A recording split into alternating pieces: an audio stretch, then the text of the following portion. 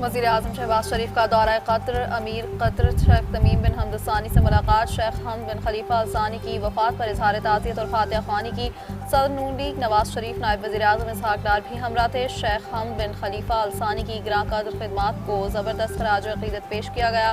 پاکستان کے متعدد یادگار دوروں کا بھی قدر و منزلت سے ذکر کیا۔ وزیر اعظم نے قطر کی قیادت اور عوام کے ساتھ پاکستان کی غیر متزلزل یکجہتی کا اعادہ کیا۔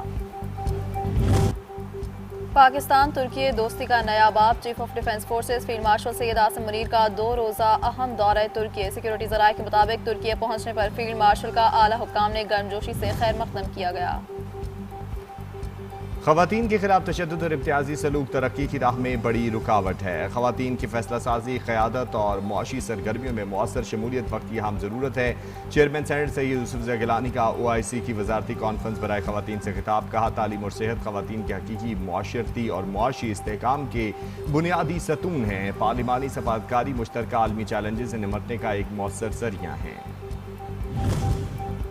خواتین کی ترقی مسلم دنیا کی ترقی اور خوشحالی کی ضمانت ہے۔ OIC چیئرمین شپ ذمہ داری، اتفاق رائے اور تعاون کے جذبے سے نبھائیں گے۔ وفاقی وزیر قانون و انسانی حقوق اعظم نذیر تارڑ کا خطاب، بولے خواتین پارلیمنٹ، عدلیہ، سول سروس، کاروبار اور تعلیم میں خدمات انجام دے رہی ہیں۔ پاکستان میں خواتین کے لیے محفوظ اور مساوی مواقع کی فراہمی حکومتی ترجیح ہے۔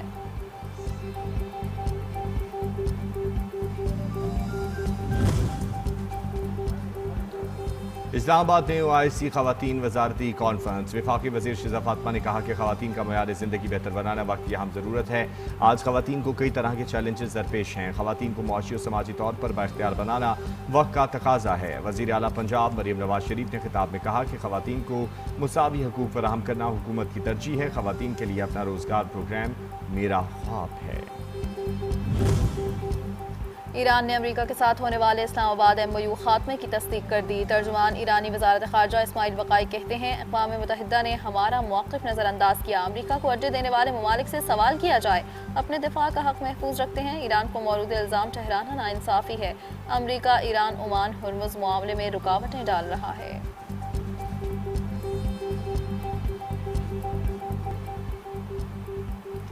امریکہ کے حملے، ایران کے شہر بندر عباس سے ایک جزیرہ کشم اور جازک میں دھماکے۔ ایرانی میڈیا کے مطابق کسی عمارت کو نقصان پہنچا، نہ ہی کوئی جانی نقصان ہونے کی اطلاع ہے۔ USCENTCOM کے مطابق ایران پر تازہ حملوں کا مقصد ایران کا اپنا ہرمز پر کنٹرول کمزور کرنا ہے۔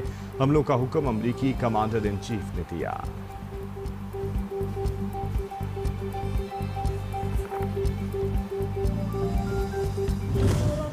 ایران نے کویت، بحرین اور اردن میں امریکی اڈوں پر جوابی میزائل داغ دیے۔ اردن کے شہزادہ حسن ایئر بیس پر ایندھن کے ٹینکوں اور اسلحہ ڈپوں میں آگ لگ گئی۔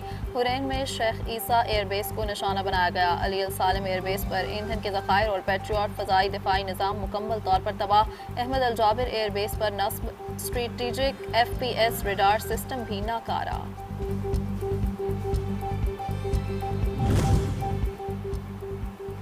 UN سیکرٹری جنرل کا امریکہ اور ایران سے ایک دوسرے پر فوری حملے روکنے کا مطالبہ۔ آنٹونیو گوتریس نے کہا کہ جنگ کا دوبارہ شروع ہونا نہ صرف خطے بلکہ پوری دنیا کے لیے تباہ کن ہوگا۔ امریکہ اور ایران اپنے اختلافات سفارتکاری کے ذریعے حل کریں۔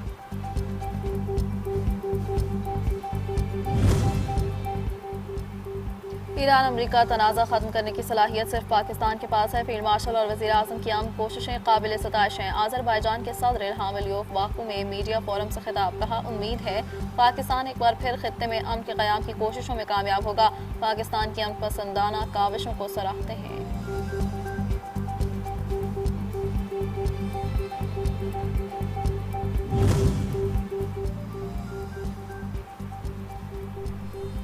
فرانس نے ایران پر عائد پابندیاں ہٹانے سے انکار کر دیا۔ جوہری پروگرام ختم کرنے تک پابندیاں برقرار رہیں گی۔ فرانسیسی وزیر خارجہ کا بیان، کہا ایران امریکہ دوبارہ جنگ شروع کرنے میں دلچسپی نہیں رکھتے۔ حالات سازگار ہونے پر فرانس اپنا ہرمز کو محفوظ بنائے گا۔ فرانسیسی بحریہ ہرمز سے بارودی سرنگیں صاف کرنے کو تیار ہے۔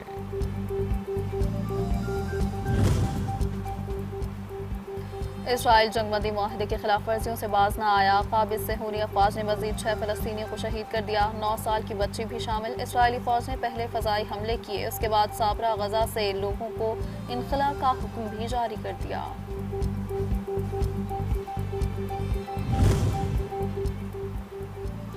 بلوچستان میں پاک فوج ایف سی پولیس کا مشترکہ آپریشن شابان جاری 5 جولائی سے جاری کارروائیوں میں 117 خوارجان واصل خوارجیوں کو زمین اور فضائی کارروائیوں میں نشانہ بنایا گیا۔ مؤثر کارروائیوں کے نتیجے میں خارجی دہشت گرد اپنی کمین گاہیں چھوڑ کر بھاگنے پر مجبور۔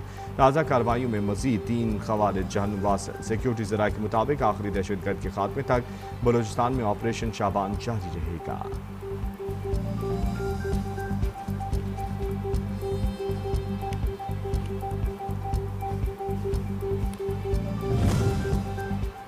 وزیر داخلہ محسن نقوی کا آپریشن شابان کی کامیابیوں پر فورسز کو خراج تحسین۔ بلوچستان کا امن تباہ کرنے والے رعایت کے مستحق نہیں، بلوچستان کی دھرتی پر خون بہانے والے درندے نشان عبرت بن رہے ہیں۔ آخری دہشت گرد کے خاتمے تک بلوچستان میں آپریشن شابان جاری رہے گا۔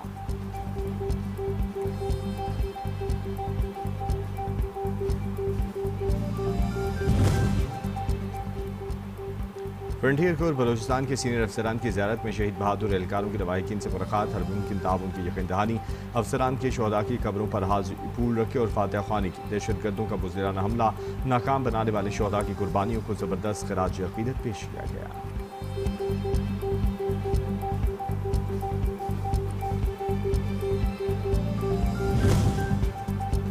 13 جولائی یوم شہدائے کشمیر۔ پاکستان سمیت دنیا بھر میں بسنے والے کشمیریوں کی جانب سے شہداء کو خراج عقیدت۔ 13 جولائی 1931 کو اس وقت کے ڈوگرا راج کے حکم پر سرکاری اہلکاروں نے فائرنگ کر کے سری نگر جیل کے باہر 22 کشمیریوں کو شہید کر دیا تھا، جو ایک کشمیری رہنما عبدالقدیر کے خلاف مقدمے کی کارروائی دیکھنے کے لیے جیل کے باہر جمع تھے۔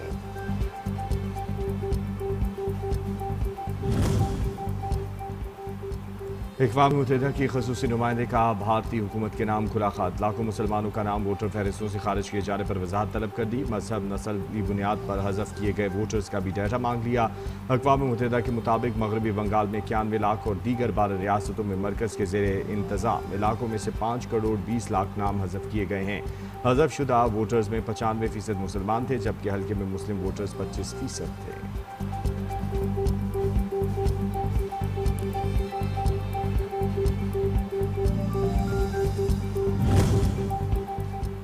این ڈی ایم اے کا حکومت خیبر پختونخوا کے ساتھ مونسون 2026 کی تیاریوں کا جائزہ اجلاس۔ وفاقی وزیر موسمیاتی تبدیلی ڈاکٹر مصدق ملک نے اجلاس کی صدارت کی۔ مونسون سے نمٹنے کے لیے صوبائی تیاریوں، ہنگامی منصوبہ بندی اور وسائل کی دستیابی پر بریفنگ۔ وفاقی وزیر نے تمام متعلقہ اداروں کو الرٹ رہنے اور ضلعی و یونین کونسل سطح پر رابطہ مزید مؤثر بنانے کی ہدایت کی۔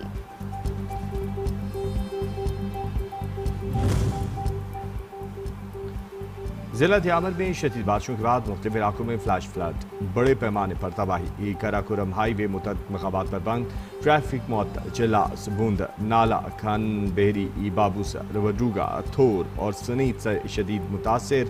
سیلابی ریلوں سے دیہات، رابطہ سڑکوں اور تعمیراتی سائٹس کو نقصان پہنچا۔ کراکورم ہائی وے بند ہونے سے ہزاروں مسافر مختلف مقامات پر پھنس گئے۔ ملک بھر میں مونسون بارشوں کا سلسلہ جاری۔ آئندہ 24 گھنٹوں کے دوران خیبر پختونخوا، پنجاب، سندھ، بلوچستان، کشمیر، گلگت بلتستان کے مختلف علاقوں میں کہیں ہلکی تو کہیں تیز بارش کا امکان۔ نشیبی علاقے زیر آب آنے کا خدشہ، الرٹ جاری۔